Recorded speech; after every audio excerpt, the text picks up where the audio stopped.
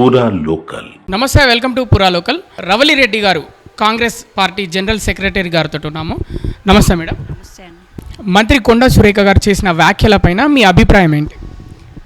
అంటే కొండా సురేఖ గారు కాదు, యావత్తు మహిళా లోకం మీద టీఆర్ఎస్ పార్టీ ప్రభుత్వంలో అధికారంలో ఉన్నప్పటి నుండి, అధికారం పోయిన తర్వాత, మా మంత్రుల అధికారం, మా పార్టీ అధికారంలోకి వచ్చిన తర్వాత ప్రతినిత్యం వాళ్ళకి ఆడది అంటే ఒక ఓటు బ్యాంకు, ఆడది అంటే వాళ్ళకు అవసరమైనప్పుడు మాత్రమే వాళ్ళకు వచ్చి నిలబడే ఒక వస్తువులాగా భావించిండు.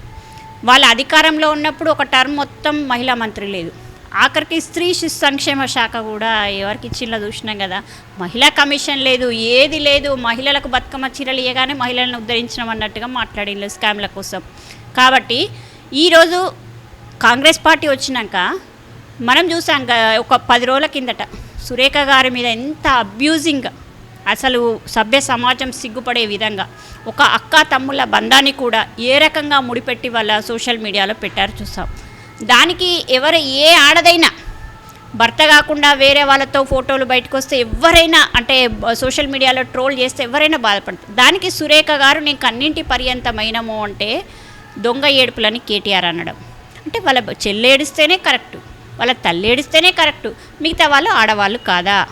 నిజంగా మీ అక్కనో చెల్లెనో ఇట్లా వేరే వాళ్ళతో ఫోటోలలో అసభ్యకరమైన కామెంట్లు పెడితే ఎవరైనా, ఒక మహిళ అనేట ఆమె ప్రాణం కంటే మానాన్ని ఎక్కువగా భావిస్తుంది. అంటే కొండా సురేఖ గారు ఆవేశంలో ఈ వ్యాఖ్యలు చేశారని మీరు అనుకుంటున్నారా? అంతే కదా. ఇప్పుడు మనకు ఆవేశం వచ్చినప్పుడు అక్కడ ఏమైనా జరుగుతుంది, ఏమైనా అంటారు. గతంలో కోర్టులు కూడా ఆవేశంలో మహిళ చేసిన కార్యక్రమాలను కూడా తప్పుగా చిత్రీకరించలేదు. ఆమె అన్నది, తర్వాత ఆలోచించింది, నా వల్ల ఎదుటి వాళ్ళు ఇబ్బంది పడద్దు అనే రీతిలో వ్యాఖ్యలను ఉపసంహరించుకుంటున్నా అన్నది. ఆ తర్వాత పొలిటికల్ ప్రొవోక్ తోటి ఎంట్రీ జరిగి ఏం జరిగిందో చూసినాం. కాబట్టి కొండా సురేఖ గారు ఆ కుటుంబం మీద అక్కస్తో కానీ, లేకపోతే గడ్జి పెట్టుకొని కానీ, లేకపోతే వాళ్ళ మీద కుట్ర కానీ, ఇలా అనాలని కానీ ఏ రకంగా ఊహించి ఆలోచించి అనలేదు. అసంకల్పితంగా వచ్చిన మాటలను కూడా వేరే రకంగా అనుకొని చేస్తే ఈరోజు ఆ విషయాలు అసలు మనం మాట్లాడుకోవద్దు. ఎందుకంటే అది న్యాయస్థానం పరిధిలో ఉంది కాబట్టి న్యాయస్థానం చూసుకుంటుంది.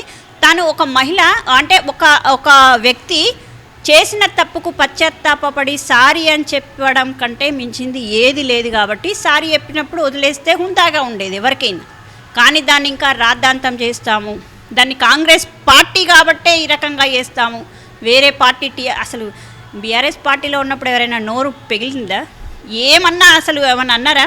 మరి కాంగ్రెస్ పార్టీ అధికారంలో ఉన్నాక, కాంగ్రెస్ పార్టీ ముఖ్యమంత్రి మంత్రులు ఉన్నాక కూడా ఇంత స్వేచ్ఛగా మాట్లాడుతున్నారంటే ఇక్కడ ఖచ్చితంగా వాళ్ళకు స్వతంత్రం ఉంది కాబట్టి మాట్లాడి వాళ్ళకు ఏమంటారు, ఏదైనా వాళ్ళకు చర్యలు తీసుకునే అవకాశం ఉంటుంది, ఇచ్చే స్వేచ్ఛ ఇస్తున్నది కాంగ్రెస్ పార్టీ. కాబట్టి వాళ్ళు ఏ రకంగా చర్యలు తీసుకున్నా కొండా సురేఖ గారు ఫేస్ చేయడానికి రెడీగా ఉన్నారు. న్యాయస్థానం పరిధిలో ఉంది కాబట్టి ఇది కేవలం వాంటెళ్ళి గడ్జి పెట్టుకొని అన్న మాటలు కాదు, అసంకల్పితంగా అన్న మాటలు. కాబట్టి దాన్ని పెద్ద హృదయంతో సారీ చెప్పినప్పుడు వదిలేస్తే బాగుంటుంది. అంటే కావాలనే బీఆర్ఎస్ పార్టీ వాళ్ళు కాంగ్రెస్ మహిళా మంత్రుల్ని టార్గెట్ చేశారని మీరు అనుకుంటున్నారా?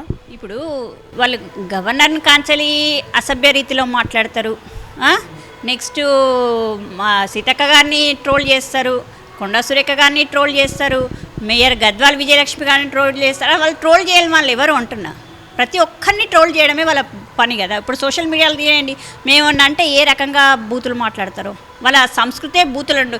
బీఆర్ఎస్ పార్టీ అంటే బూతుల రాష్ట్ర సమితి, అంతకుమించి ఇక మనం ఏం మాట్లాడతాం అసలు? ఇది ఇప్పుడు నా పిక్చర్ పెట్టుకొని ఎవరైనా పోస్టింగ్ పెడితే దానికి బాధ్యురాలని నేనైతా. ఎవరు పెట్టిందా అని చెప్పి నేను వాళ్ళ మీద కంప్లైంట్ చేస్తా ఆ అకౌంట్ మీద. కానీ వీళ్ళు ఎందుకు చేయలేకపోయినరు? వాళ్ళకి సోషల్ మీడియాని ఎందుకు కంట్రోల్ చేయలేకపోతున్నారు? కంట్రోల్ చేయకపోని మళ్ళీ దొంగ ఏడుపులు అనడం, అంటే మేము ఏడిస్తే దొంగ ఏడుపులు, మీరు ఏడిస్తే నిజమైన ఏడుపులా? ఇక ఇది వాళ్ళ విఘ్నతకే వదిలేద్దాము. తను సారీ చెప్పినా అని మా పీసీసీ చీఫ్ కూడా మహేష్ కుమార్ గౌడ్ అన్న కూడా ఇంతటితో వదిలేద్దామని చెప్పి ఆయన విజ్ఞప్తి చేసినా కానీ వదిలేయకపోతే చూద్దాం.